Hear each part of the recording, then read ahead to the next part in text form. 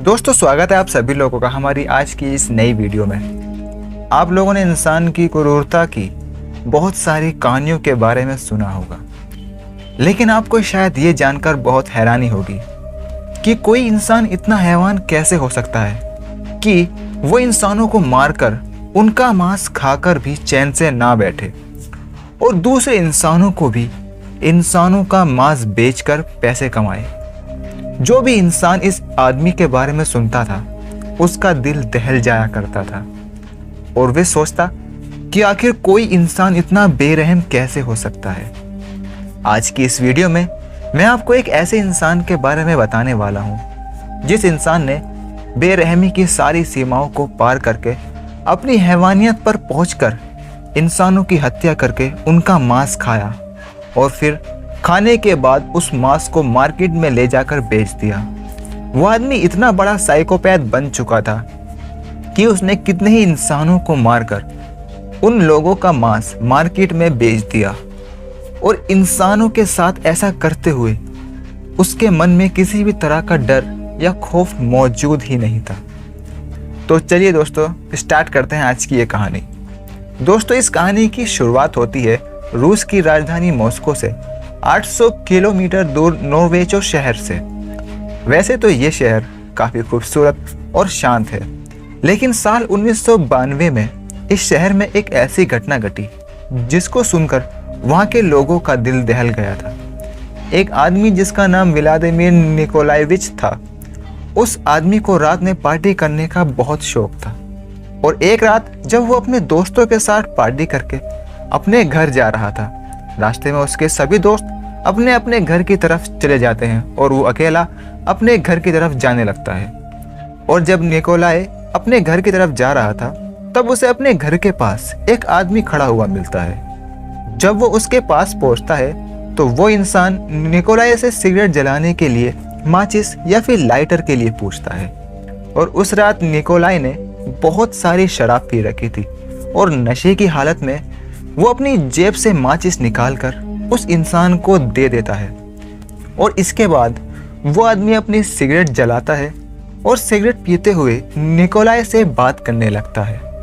बातों ही बातों में उन दोनों के बीच एक बात को लेकर झगड़ा होने लगता है और दोनों ही एक दूसरे के ऊपर जोर जोर से चीखने लगते हैं। धीरे धीरे बात मारपीट तक पहुंच जाती है और वो आदमी जिसने निकोलाए से लाइटर मांगा था वो आदमी निकोलाए पर हाथ उठा देता है और उस आदमी के ऐसा करते ही निकोलाए को बहुत ज़्यादा गुस्सा आता है और इसके बाद व्लादिमीर निकोलाई उस इंसान को मारना स्टार्ट करता है और वो उस इंसान को इतना मारता है कि उसकी वहीं पर मौत हो जाती है।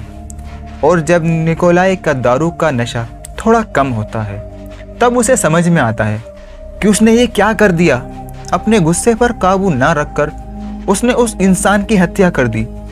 इसके बाद वो अपने चारों ओर देखता है और ये इंश्योर करता है कि वहाँ पर कोई इंसान मौजूद ना हो ताकि इस बात का कभी किसी को पता ना लगे कि वहाँ पर क्या हुआ। और अब जब वहाँ पर कोई इंसान मौजूद नहीं था तो वो उस इंसान की लाश को छुपाने का आइडिया सोचता है ताकि वो इस हत्या से बच सके और इसीलिए वो उस इंसान की लाश को अपने कंधे पर डालकर अपने घर ले जाता है और फिर अपने घर के बाथरूम में उसकी लाश को छुपा देता है।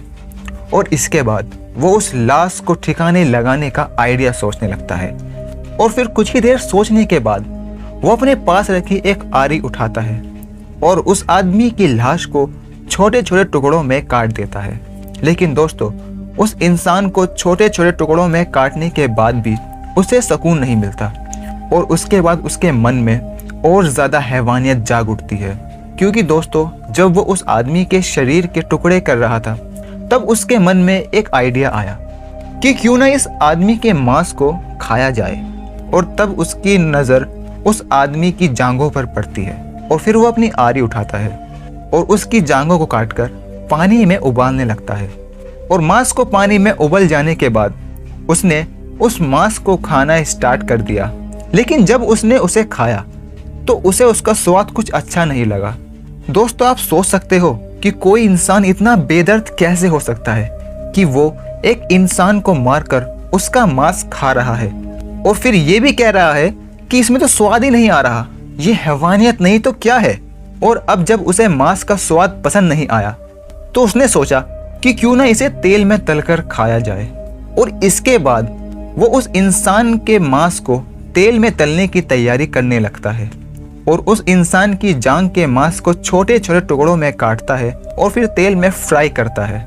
और इसके बाद जब वो थोड़ा सा मांस खाता है तो उसे उस मांस का स्वाद काफ़ी अच्छा लगता है और उस रात वो उसी मांस को खाकर अपना पेट भरता है। और अब दोस्तों उसके मुंह इंसानी मांस का स्वाद लग चुका था। और अब जब उसके मुंह इंसानी मांस लग चुका था तो उसने और भी हत्याएं करना स्टार्ट कर दी और सभी लोगों का अंजाम यही हुआ। वो जब भी किसी इंसान को मारता था तो वो उसके शरीर से मांस का एक एक हिस्सा उतार लिया करता और फिर उसे तेल में तलकर खाया करता। एक बार जब निकोलाई अपने घर पर बैठकर मांस खा रहा था तब उसके दिमाग में एक आइडिया आया कि ये मांस इतना स्वादिष्ट है तो क्यों ना इसे बेचकर कुछ पैसे कमाए जाएं। और इसके बाद वो एक मांस के टुकड़े को लेकर एक मांस के बाजार में गया और उस मांस के टुकड़े को कंगारू के मांस के नाम से बेच दिया। और बाजार में एक मांस के व्यापारी ने उससे इस मांस को खरीदना भी स्टार्ट कर दिया, क्योंकि उन्हें पता ही नहीं था कि जो मांस वो इंसान खरीद रहा है वो इंसानी मांस है। और इसके बाद उसने अपने दोस्तों को भी इस मांस को हिरन का मांस बताकर बेच दिया। और इस मांस को बेचने के बाद उसे जो भी पैसे मिले उन पैसों से उसने अपने लिए शराब खरीदी और अपने सभी सपने पूरे करने लग गया।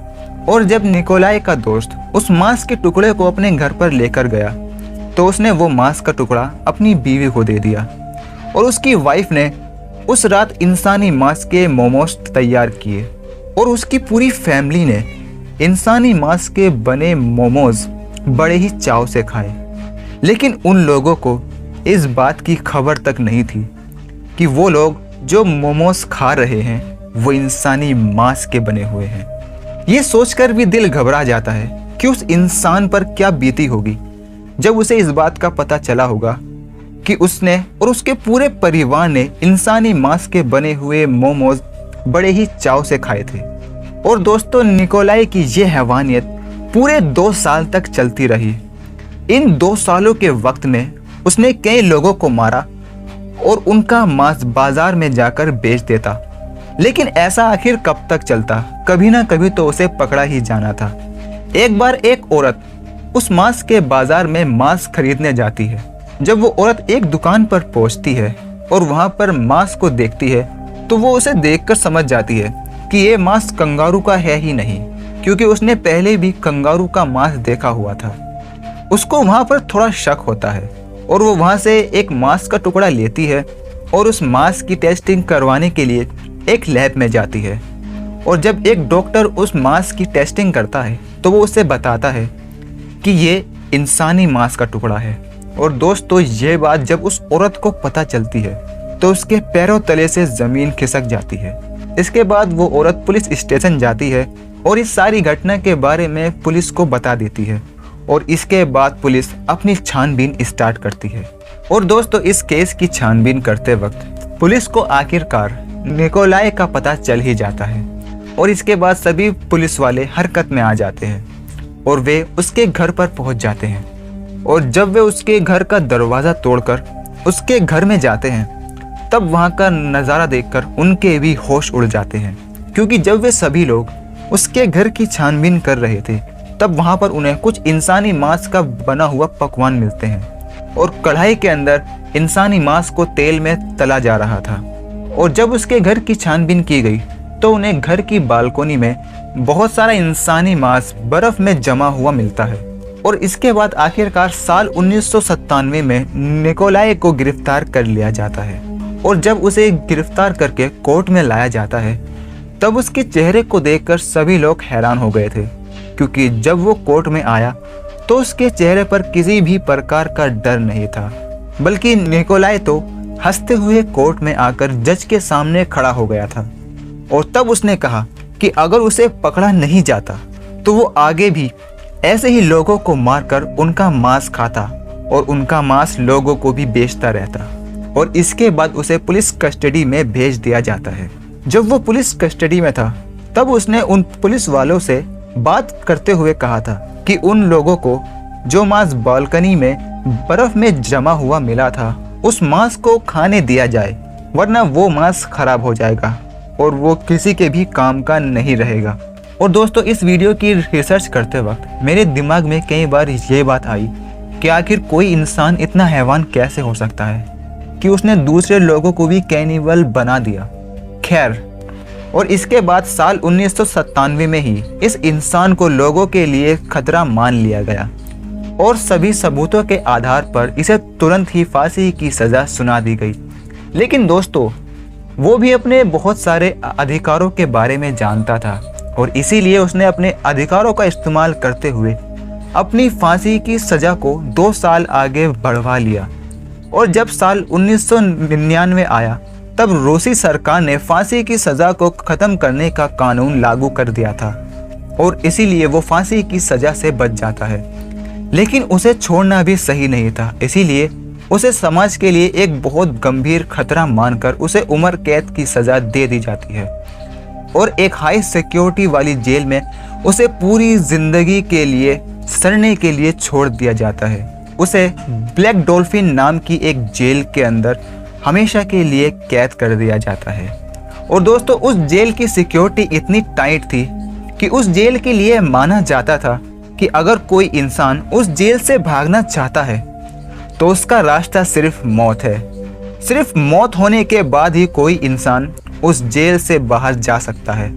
और ऐसा इसलिए था क्योंकि उस जेल के अंदर बहुत ही खतरनाक मुजरिमों को रखा जाता था और इसीलिए उस जेल की सिक्योरिटी इतनी टाइट थी।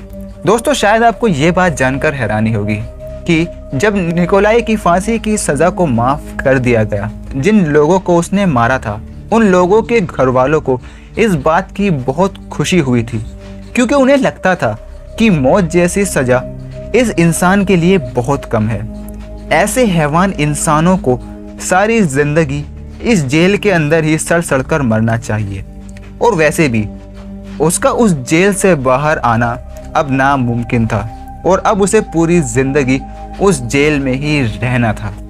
और एक बार उस जेल के अंदर कुछ नेशनल ज्योग्राफी के लोग कैमरा लेकर उसकी दास्तान सुनने के लिए उसके पास पहुंचते हैं और उससे उसके द्वारा किए गए कारनामों के बारे में पूछते हैं। तब वो उन लोगों के सामने अपने कारनामों को बड़ी खुशी खुशी बताता है और ये सब बताते वक्त उसको अपने ऊपर बहुत गर्व हो रहा होता है।